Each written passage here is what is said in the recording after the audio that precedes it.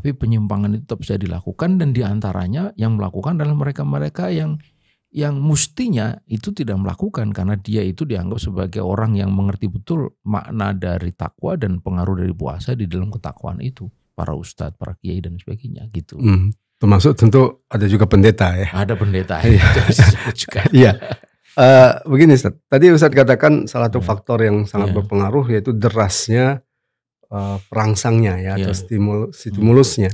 Kalau pandangan syariat Islam, bagaimana kemudian syariat Islam mencegah hal ini? Karena sekarang ini kan semacam ada anggapan, wah itu udah sulit untuk dicegah. Karena dunia sekarang dunia yang sangat terbuka, apalagi ada dunia sosial media. Ada semacam keputusasaan. Kalau dalam pandangan Islam, bagaimana cara Islam?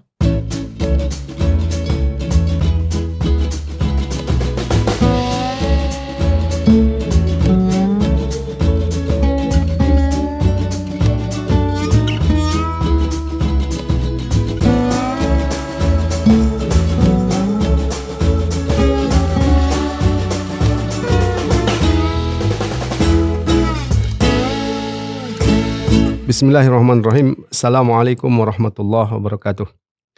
Pemirsa yang dirahmati Allah Subhanahu wa taala, kembali kita bertemu dalam program Focus to the Point.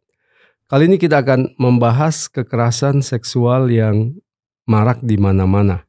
Untuk itu kita akan mendiskusikan hal ini dengan Ustadz Ismail Susanto. Assalamualaikum Ustadz. Waalaikumsalam warahmatullahi wabarakatuh. Sangat memprihatinkan Ustadz kalau kita lihat kekerasan seksual itu terjadi di mana-mana, pelakunya juga semakin beragam, dengan korban bukan hanya perempuan tapi juga laki-laki. Ya, bagaimana Ustadz Ismail melihat potret maraknya kekerasan seksual ini? Apa catatan penting Ustadz? Baik, Bismillahirrahmanirrahim. Assalamualaikum warahmatullahi wabarakatuh. Saya melihat ada beberapa faktor yang menimbulkan peningkatan luar biasa ya kekerasan seksual itu. Yang pertama adalah bahwa ini hari memang rangsang itu begitu luar biasa, deras masuk ke orang per orang ya, secara personal bahkan. Kalau dulu kita masih bisa bicara tentang pengaruh televisi atau bioskop itu, tapi ini hari itu semua sudah lewat, karena yang mempengaruhi itu adalah benda kecil yang sangat personal, yang bisa diakses oleh siapapun secara personal pula. Dan tidak ada satupun orang yang bisa mengontrolnya, mengendalikannya, apalagi melarangnya gitu. Mengapa? Karena ini benda melekat pada diri yang bersangkutan, dan dia bisa akses di sembarang tempat, di sembarang waktu, dengan sebuah kadar yang kita tidak tahu. Tapi pasti kecenderungannya itu bersifat adiktif itu. Bersifat mencandui gitu, atau numani kalau orang Jawa bilang itu.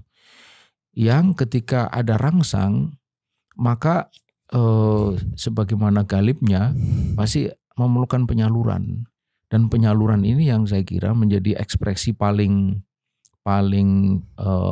nyata di dalam berbagai bentuk yang sekarang kita lihat itu.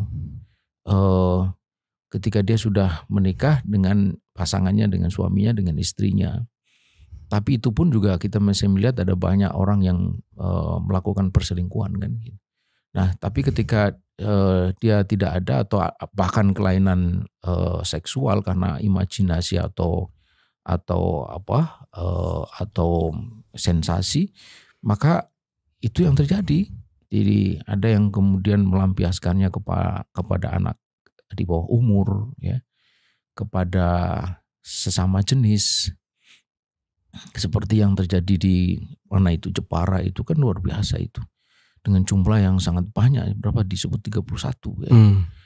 Dan kemudian pelakunya juga sekarang ini bisa siapa saja, tidak memandang dia itu orang yang bagaimana gitu, karena ada juga dilakukan oleh seorang pejabat kepolisian kan, ya, bahkan dia Kapolres itu di satu kota itu. Jadi ini yang pertama, rangsang yang saya kira harus ditunjuk sebagai faktor yang sangat berpengaruh. Tetapi kita melihat juga ada semacam ini budaya itu. Budaya maksudnya budaya, saya sering menyebut dengan istilah lumrahisasi.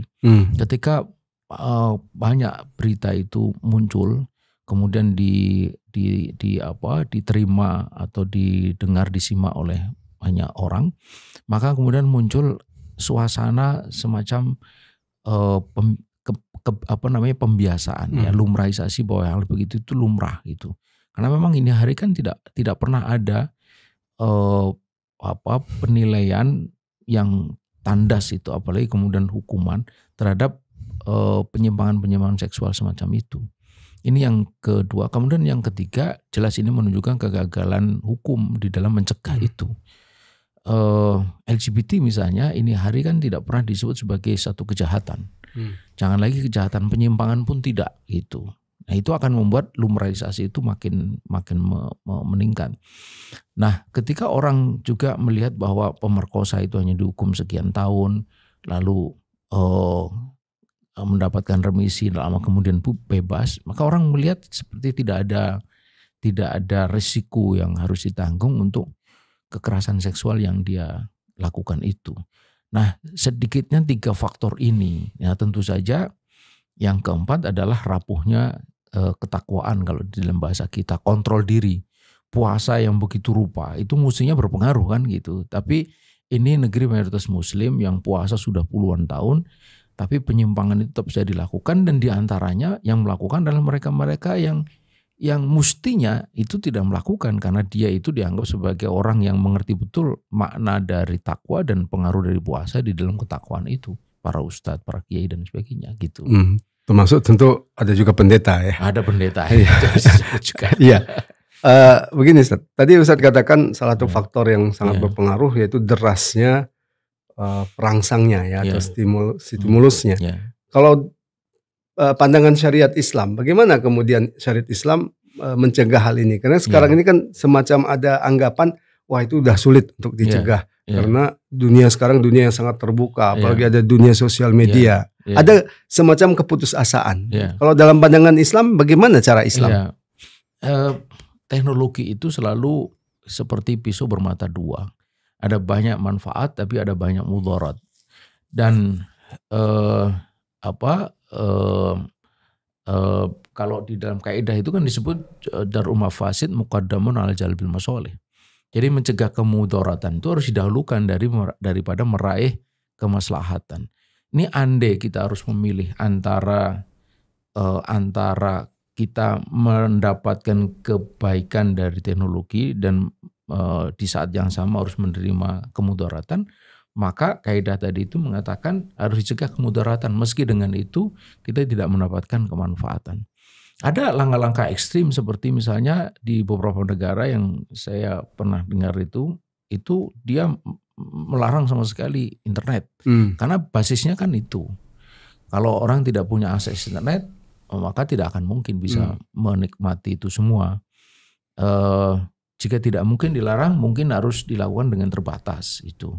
Dengan akses yang limited itu. Nah sekarang ini kan akses itu makin hari itu makin unlimited gitu. Mengapa? Karena sekarang ini menjadi semacam standar gitu. Katakanlah misalnya kayak kafe. Kalau kafe itu tidak menyediakan akses wifi, nggak akan pernah didatangi oleh orang, apalagi anak muda. Atau dia menyediakan akses tapi dibatasi misalnya. Itu juga enggak akan. Jadi yang dikejar pasti yang menyediakan dan yang membebaskan gitu, free access. Nah, karena itulah maka ini harus ada regulasi yang saya kira penting dikeluarkan oleh pemerintah untuk mencegah rangsang ini atau pengaruh buruk dari internet, sosial media itu berpengaruh buruk kepada anak muda khususnya. Dan saya kira bukan anak muda ini, karena juga pelakunya ada banyak juga orang tua, kepada masyarakat lah, kepada publik secara umum gitu. Terkait dengan objek-objek yang merangsang tadi, itu bisa berupa video, gambar atau juga cerita atau disaksikan secara langsung. Namun yang jadi persoalan juga, Ustaz, konten-konten seperti itu di sosial media itu dianggap tidak ada masalah gitu. Nah, itu bagaimana kemudian kalaulah sosial media ini diurus oleh Islam ya, bagaimana Islam mengatur itu? Nah sekarang ini dengan internet itu kan membuat dunia itu seperti one village itu ya, satu desa yang borderless, yang tidak ada lagi tapal batas. Apa yang kita saksikan ini hari belum tentu berasal dari negeri kita. Ya, berasal dari satu negeri yang tak lagi mengindahkan batasan-batasan, nilai-nilai, aturan-aturan, apalagi kemudian syariah gitu. Maka yang bisa kita lakukan adalah membatasi atau mengontrol akses tadi itu. Karena ini ibarat seperti ya udara bebas yang orang bisa menghirup. Yang bisa kita atur adalah kita sendiri. Jangan menghirup udara yang kotor, hanya udara yang bersih dan sebagainya. Mengatur udara sudah tidak mungkin. Sebagaimana kita tidak mungkin lagi mengatur konten gitu. Karena konten ini sekarang bisa diproduksi oleh siapapun, dengan gaya apapun, dengan isi apapun, dengan amin ini betul-betul dunia yang liberal, dunia yang bebas sebebas-bebasnya, nggak ada. Nah, di situ kita juga mesti memikirkan ada sebuah semacam global ruling power gitu. Jadi kekuatan yang berpengaruh secara global atau kekuatan yang dia itu bisa menata. Kalau mengatur atau menguasai itu mungkin orang merasa ngeri, tetapi menata secara global, kekuatan global itu. Dan kekuatan global itu harus penuh dengan etika gitu. Dan ketika Islam itu dulu berjaya, dia bisa menyebarkan etika yang benar, aturan yang benar, kesadaran yang benar. Nah, ini hari global ruling power itu adalah kekuatan sekuler, kekuatan liberal yang akhirnya yang dipancarkan itu juga adalah nilai liberal. Jadi saya kira itu juga berkorelasi gitu. Ya, namun di sisi lain kalau kita lihat ada yang juga melihat penyebab ini semua, misalkan terkait dengan pandangan gender gitu ya, yang menganggap perempuan itu sebagai objek. Ya. Demikian juga ada yang mengatakan ini butuh pendidikan seks gitu ya, berupa edukasi tentang batasan persetujuan dan penghormatan terhadap tubuh gitu. Ketika kita bicara tentang syariat Islam, seringkali ini justru dianggap bertentangan dengan faktor-faktor yang dikatakan menjadi penyebab kekerasan seksual itu. Bagaimana Ustadz Ismail mendudukkan ini? Itu dulu ketika korban kekerasan seksual itu perempuan. Tapi ini hari kita mendapati fakta bahwa korban kekerasan seksual itu bukan hanya perempuan, tapi juga laki-laki. Jadi bagaimana kita akan mengatakan bahwa ini terjadi oleh karena bias gender, kan? Wong korbannya laki-laki gitu. Lalu mau dikatakan bias gender seperti apa? Karenanya kita bisa justru membuktikan sebaliknya bahwa ini soalnya itu bukan cara pandang gender yang hegemonik atau yang dominatif laki-laki terhadap perempuan, tapi yang ada itu adalah kesalahpahaman di dalam dia mengekspresikan hasrat seksualnya itu.